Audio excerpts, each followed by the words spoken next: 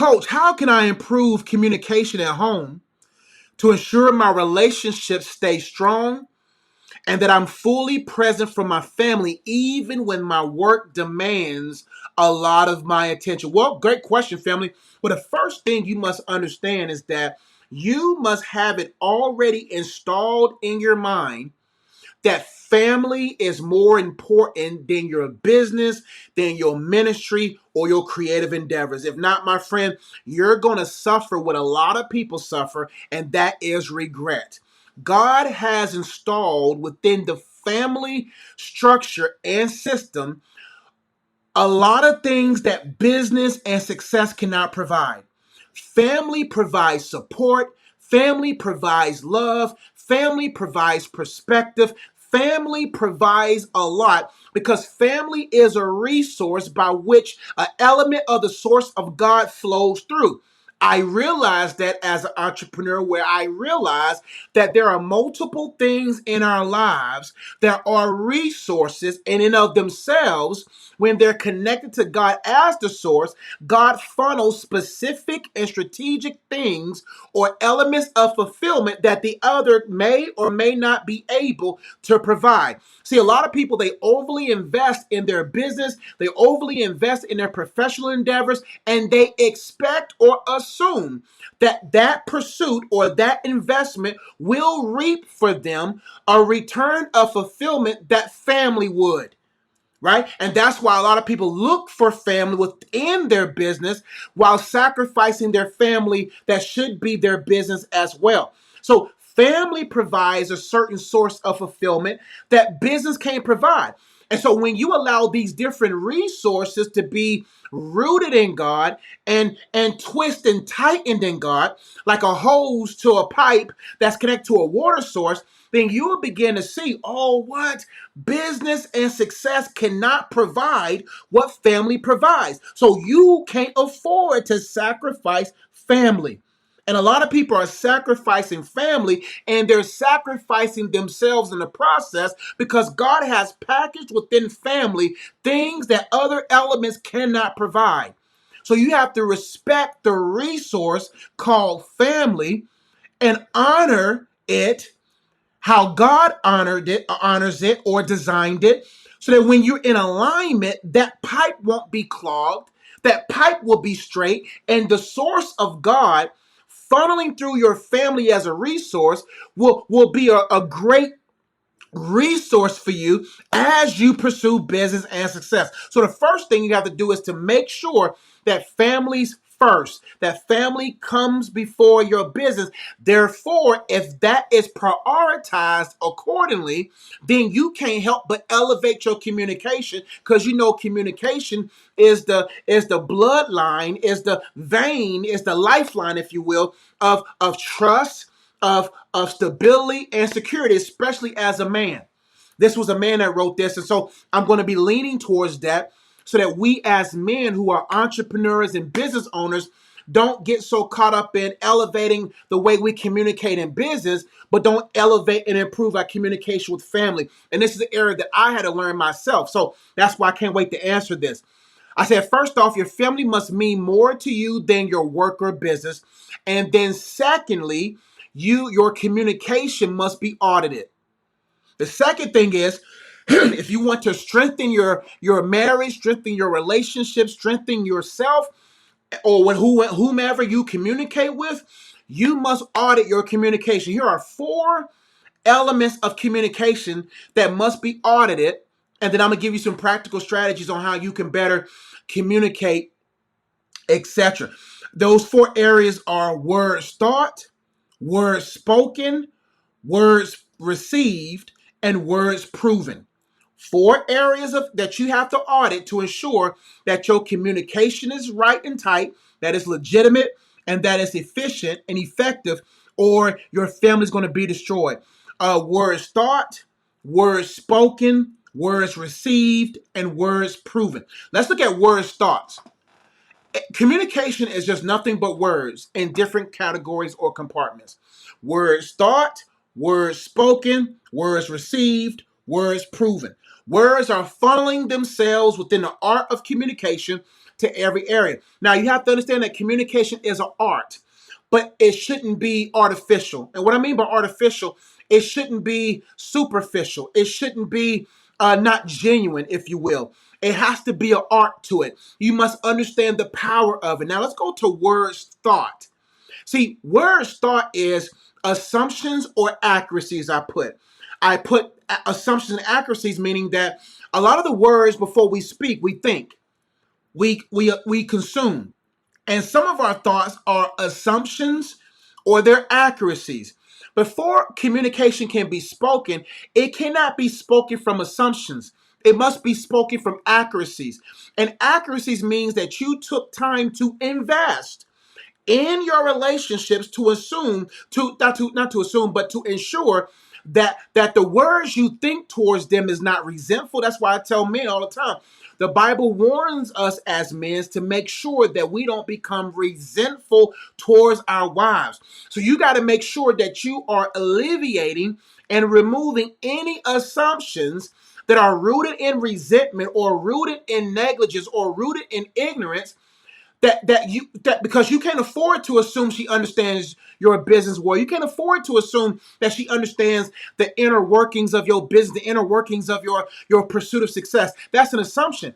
You got to anchor yourself in accuracies. Therefore, you got to make sure that you're speaking from as far as speaking from invested ness in regards to making sure that you are aware of who she is, aware of who your family is, aware of what they assume themselves. So if the words that you're thinking right now are assumptions, not accuracies, then my friend, you're going to communicate improperly. Also put what words thought is. That means that the words thought typically includes your perspectives, your experiences, or your ignorances.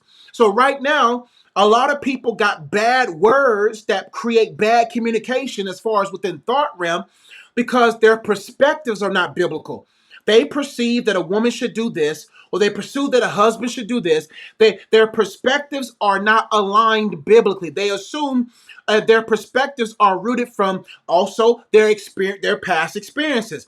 So now the words they're thinking are assumptions or inaccurate because of their past experiences, even with their significant other or family. Also, ignorances. Some people are just ignorant to the power of communication, so they don't know what to think, how to think, or to invest in ensuring that those who are within their life are thinking accordingly. Let's go to phase 2, words spoken. So when you have audited the words that you think, and you're taking the time to gain accuracies and align with scripture to make sure that when you think before you speak is accurate and biblically sound, then you go into words spoken. I put tone, translation, timing, trustworthiness. Those are the 4 things within words spoken. I had to learn my tone. My tone as a Nigerian man, and you can see it in my messages. I get very passionate. I learned in my marriage that I'm 6'2", 200 and something pound black man, and my wife, even though she might be tall, but she is a woman. If I get wide and tall and passionate, she's not going to receive that because the tone is not tailored. I also learned that because I'm a high-level intellectual, that sometimes my tone comes off demeaning in certain arguments. Like I'm not yelling, but I'm also speaking super intellectual. That my wife is intellectual too, but it's coming off demeaning. So I had to learn, oh snap, I got to make sure that I'm not yelling and that I'm not trying to intellectually break her down or whatever. So I learned that I had to change the way I thought so I could change the way I speak or spoke. So that's tone, translation. The second thing is what you're saying translated for their interpretation. It has to be translatable, which means you have to be relatable if you want it to be translatable. Like, are you relatable enough to know that, okay, this is how she receives it, this is how he receives it, this is how the children receive it? Is it translatable? Also, is this the right timing? Vice versa. Is this the right timing to have this conversation? Is the right timing to communicate this? And last but not least, am I trustworthy? Is what I'm saying have any weight to it? Have I proven to be not trustworthy? Words thought, words spoken, now words received.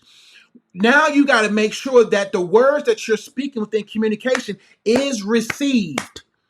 Is received the way you designed it to be received. That means you have to invest in how they receive communication. I put that you got to also consider their assumptions and accuracies. That's why communication clears things up so that you can debunk their assumptions, create faith in the articulation and the accuracies of it, so they can be anchored in your words and not movable within your words because your words are not solid and rooted. Last phase is words proven. This is big. This means how consistent and trustworthy are your words. Because when your words are thought, spoken, and received, there's a time frame of consistency that must be done so that your words going forward will be trustworthy. I put this will determine the validity and weight of your words next time communicated. So you have to improve all these different areas. And the reason why I answer this question like that, because all of us can grow in this. But here's some three practical strategies. I'm answering questions on how you can improve your communication at home. Improve your communication at home as an entrepreneur, as a high achiever, as a career-driven individual, etc. Here are three practical strategies to improving communication at home. Number one, set boundaries and prioritize family time. Clearly communicate your work hours and personal boundaries when you're with your family. When you're with your family, make a conscious effort to be mentally present, not distracted by emails or calls. Use tools like a shared family calendar to help everyone in the household understand when you're available or when work will require more focus. That's big. That's communication.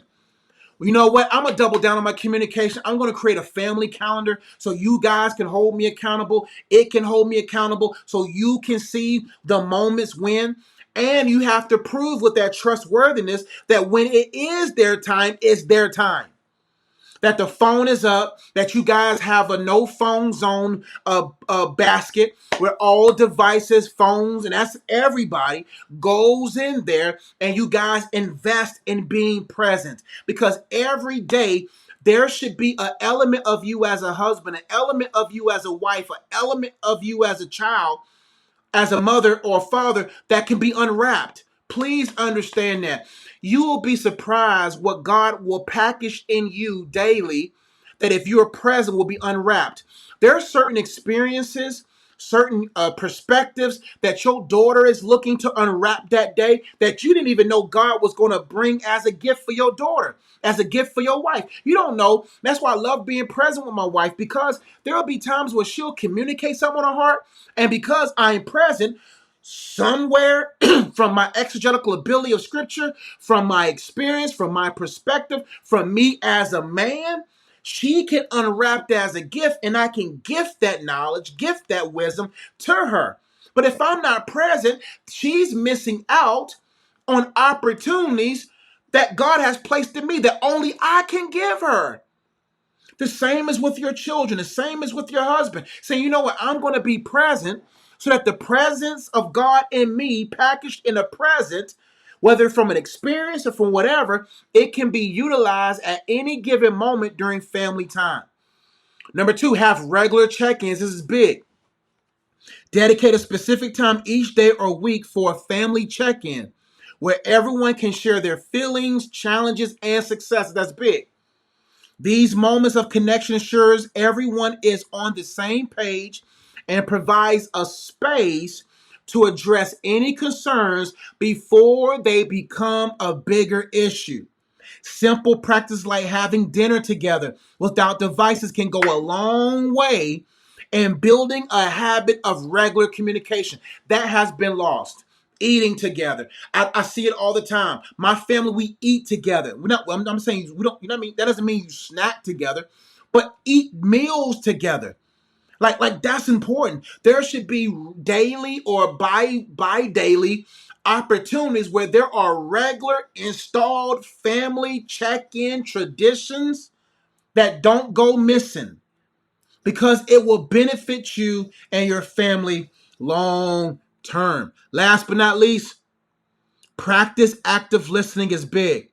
Truly listen when your family shares their thoughts, feelings, and needs.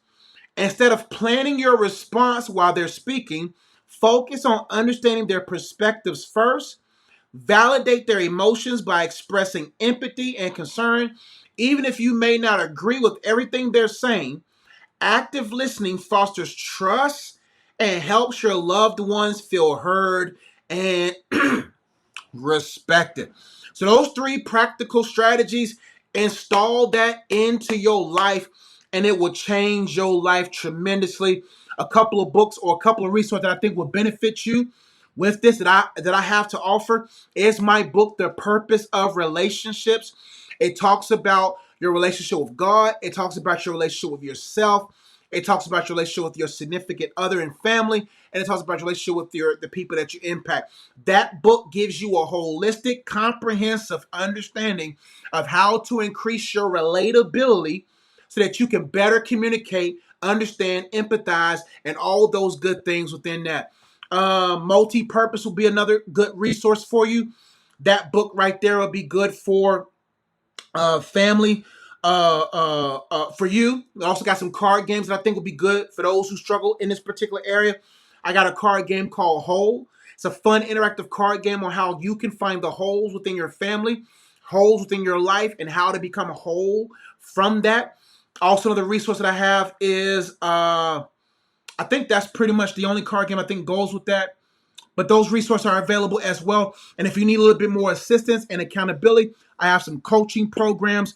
So if you want to be a person that grows in their communication and better go from work-life imbalance to work-life harmony, where you're able to have each area energized with each other and really flow in your multiple purposes so that your communication can increase, your family can increase, and your business can increase, then hit the mentorship link below. Schedule a phone call with me and let me see which program or resource I have that will best suit you and that we can help you go from glory to glory. So let's answer some questions.